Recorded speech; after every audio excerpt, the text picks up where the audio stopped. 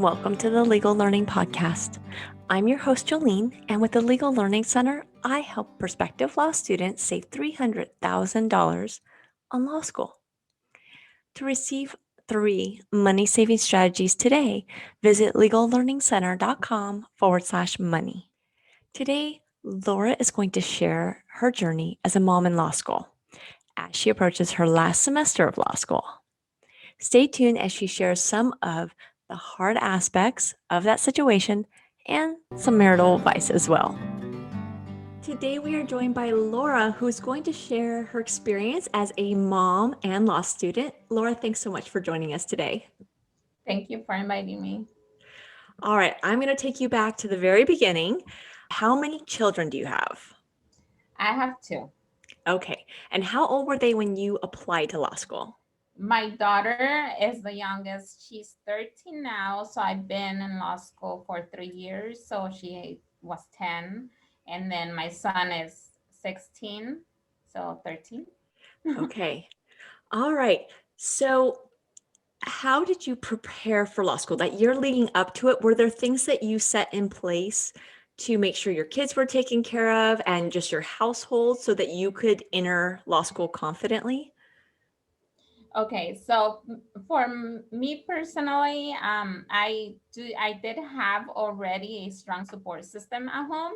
So I'm married, so my husband and also my mom lives with me. So that really helped me a lot, a lot. That is great because I tell people if you have kids, you should have 2 people, 2 backups, whether it's a daycare and a person or 2 people, you need more than just one person. So Yes, do, especially because my husband is also a business owner. So the fact that we had my mom there, yes, that helped a lot. okay. And so did you apply for a part-time or full-time program? When I initially started, it was a part-time. It was part-time program because I was also working Okay, part-time. so you were working during the day and going to school at night? Yes. Mhm. Okay, so let's talk about that first semester. How did your first couple of weeks go?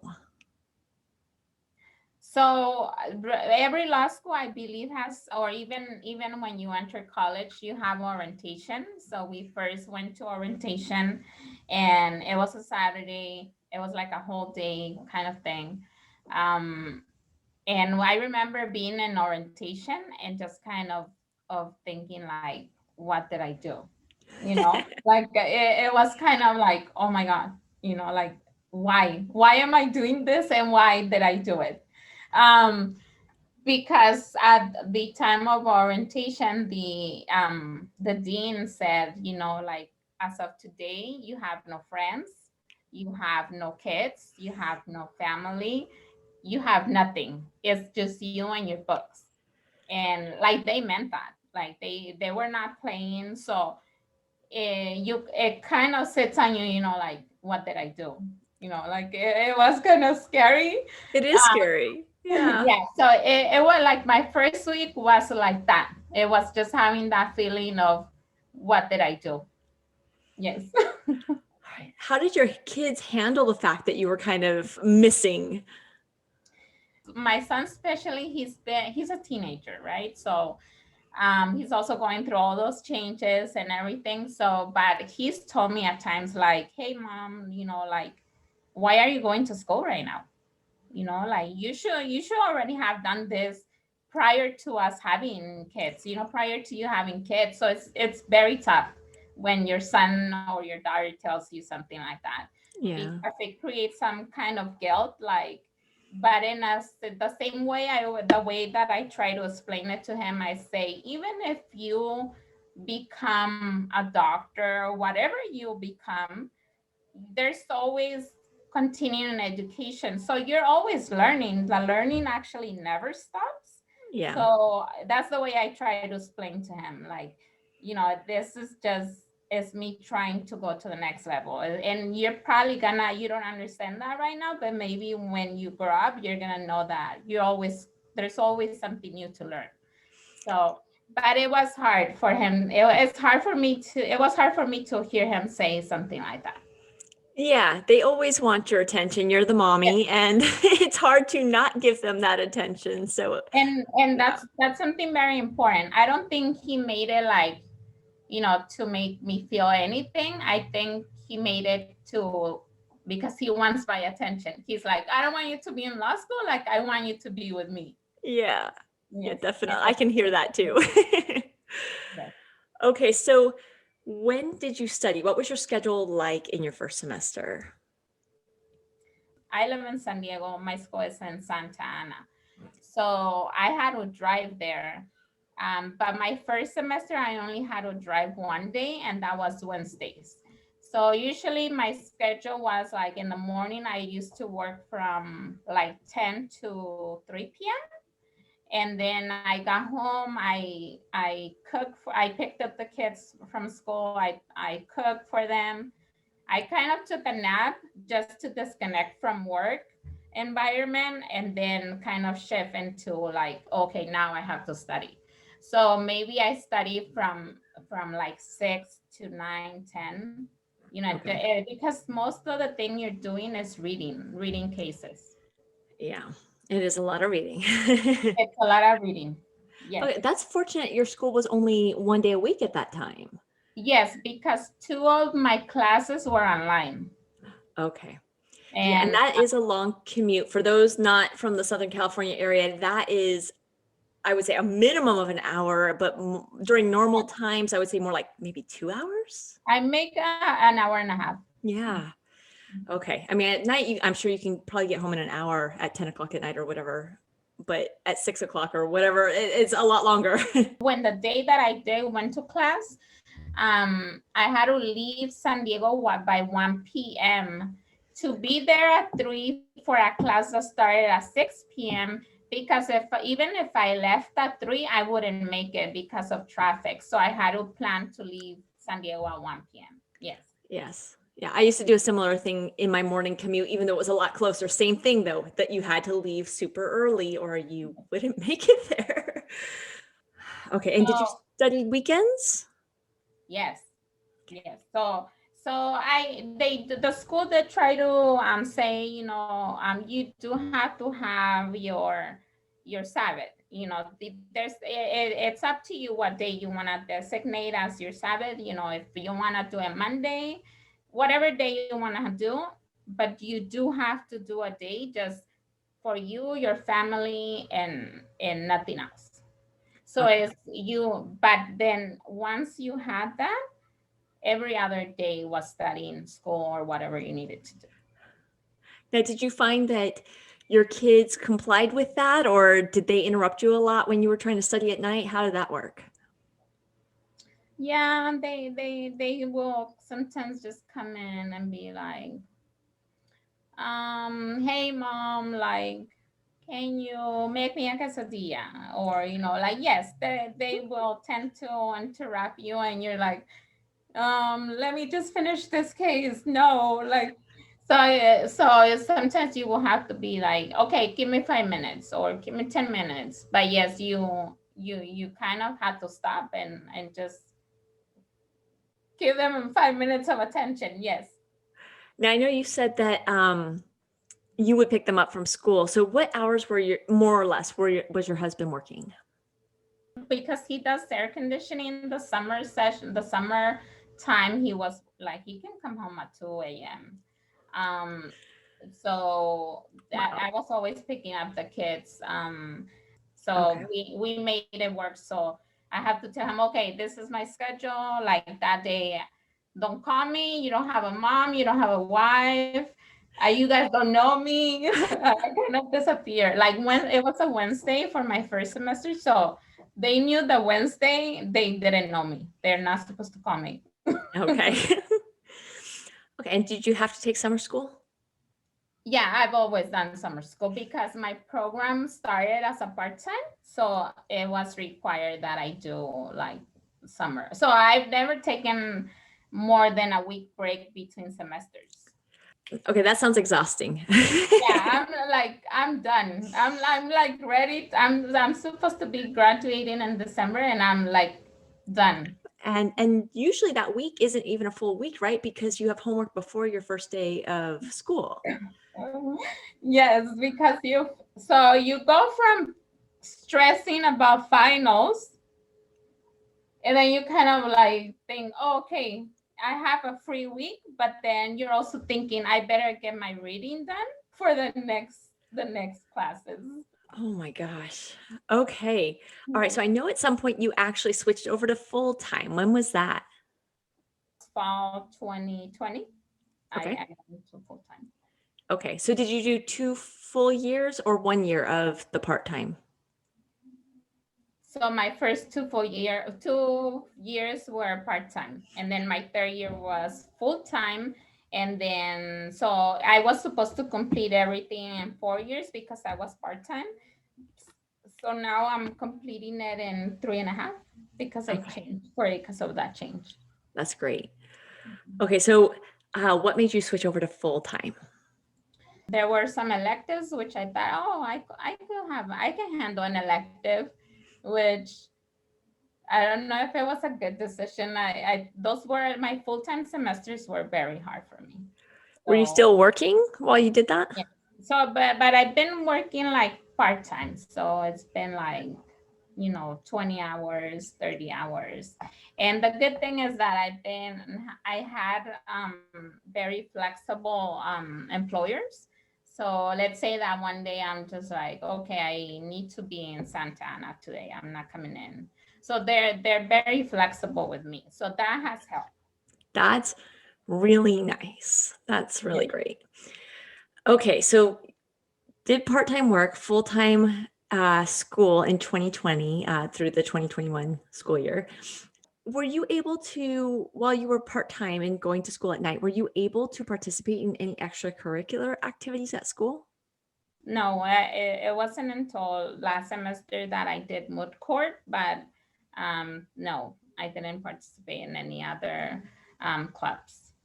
Okay. And so you said you were going to work part time, school full time, and you did Moot Court. Is that right?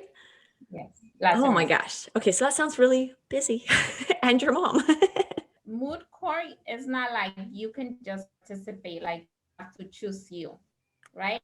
You Yeah. you get chosen, you get that offer. So it was for you to get that offer, it's like you have to do it. Like you cannot just pass on the opportunity. It's not mandatory. Obviously, you can turn it down. But for me, I do be my the work that I want to do involves being in front of the judge. So for me, core was very important because I wanted to practice being in front of the judge and practice oral argument. So when that offer was extended to me last semester, I even though I was taking 4 classes, I couldn't pass on it. So but no, it was the best decision. I don't think it was. It was hard. It was very hard. Yeah, that sounds like a lot of work. That's really impressive. Yeah, but I made it through. So I didn't die. So throughout the semester I thought I would die, but I didn't. Now, were there other times where you just felt like something it was unmanageable, like having the kids and having the school, it was just a little too chaotic? And is there something you wish you had maybe known beforehand? I guess the reading, I don't know if you understand how much reading there is. Like it's reading. You're reading the whole day. Sometimes you find yourself reading 2 or 3 times the same case because you're like, okay, what is this saying? So the material is very advanced, very hard. Yeah. It's reading and reading and reading like you got nothing else to do. You're reading about 100 pages per week per class. So that means that if, whatever, if you're a full-time student and you're taking, I was, a part-time, I was taking 3 classes. So that means I was reading about 300 pages a week. If you're a full time, so you're looking about 500 pages per week of challenging subjects. Yes, very dry, And not necessarily interesting. no, no. Sometimes, but not necessarily. Yeah, because so you may be more like criminal law. That's interesting, right? It's a crime and it's like a story. So it's okay, this is interesting what happened here. But then you're learning about property or contracts and you're like, no, no, like I don't want to read this. It's so true. And I think contracts is probably one of the most useful subjects that you can use for the rest of your life, no matter what you do.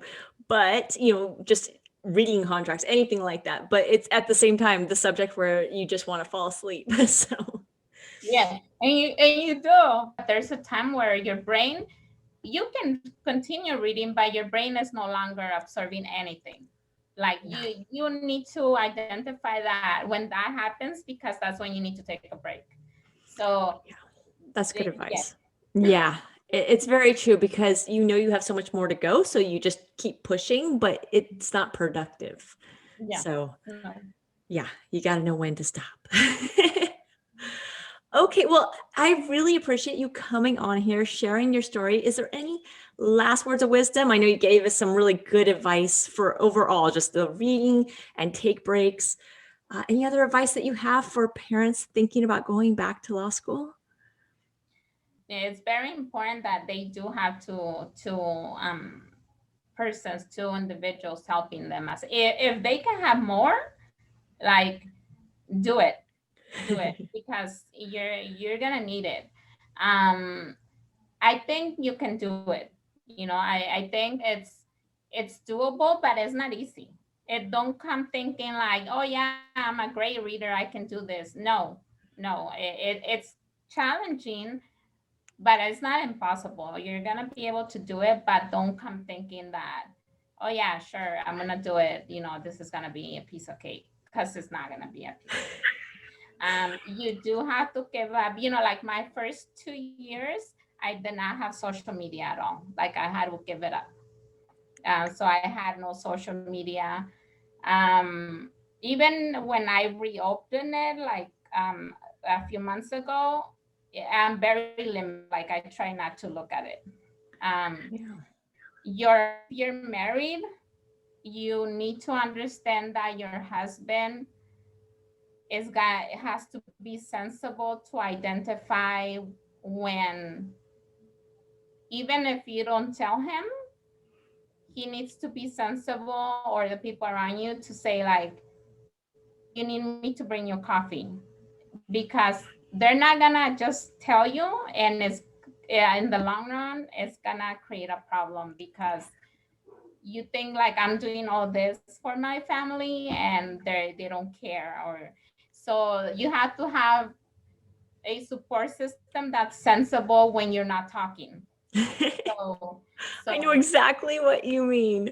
I lived with my dad when I started law school, and I didn't eat dinner for the first month because I just went home and I studied until I went to bed. And I lost 10 pounds in the first month. And my mom found out and yelled at my dad, feed her. so, so all of a sudden I'd be studying and a burrito would be next to me all of a sudden, or something. And yeah, if it's there, I'll eat it. But I just felt like I couldn't take a break. yeah, So I just wasn't going to get up and cook and eat. And so, I had breakfast and lunch because that was like, hey, granola bar on the way out the door and lunch during the lunch break. But I didn't take a break after that. so so it's, so yeah. your support system, I think, because my husband, that was one of the problems, like, and I think it can be a lot of problems for husbands, because husbands, I think women can be more caring. Like we can be like, what do you need? Like, can I help you? Or, but Right. men can be like, whatever, I'm going to sleep. Right. Everything's You, fine. you know how to take care of yourself. Yeah. The house is not burning down. The kids are sleeping, and you're over here with like 20 more cases to read, and you have, like you said, like you have an aide, and you need someone to be sensible, to be like, even if you're not hungry, to at least be like, do you need something? yeah. And you're gonna need that. You're gonna need that. For sure. That is really, really good advice. Save the marriage. Yes. All right. Well, thank you again for joining us today. I really appreciate it. Oh, thank you for reminding me. I hope it helps, but you can do it. I think you can do it, and just push forward, and you'll be fine. You'll be fine. Before we get into my top takeaways, a quick word from our sponsor, Juno. If you have to take out student loans, check in with Juno first. Juno can often offer law students 1 to 2% lower interest rates than the federal government. And with no origination fees and oftentimes cash back as well. Visit advisor.legallearningcenter.com/Juno for more information. So, my top takeaways from this chat with Laura. Reading. There is a lot of it. 100 pages per class per week. That sounds very accurate to me from my recollection. The difference between undergrad and law school is you buy big books for both of them, but in law school, you actually read them cover to cover. And when you realize that the information is no longer going in, it's important to take a break. Number 2, to save your marriage or any relationship, let your family know in advance that you're going to need them to check in. You are going to be so busy studying, you're not even going to realize you haven't eaten or that you need water. And it would be really nice if they could just check in on you from time to time, see if you need anything, even if you're not asking for it. All right, that's it for this episode. All the tips, links, and so forth will be in the show notes. A full transcript will be available at legallearningcenter.com/Laura. And if you learned something today, if you enjoyed this episode, please leave a review. That helps this show to help more students. Thanks.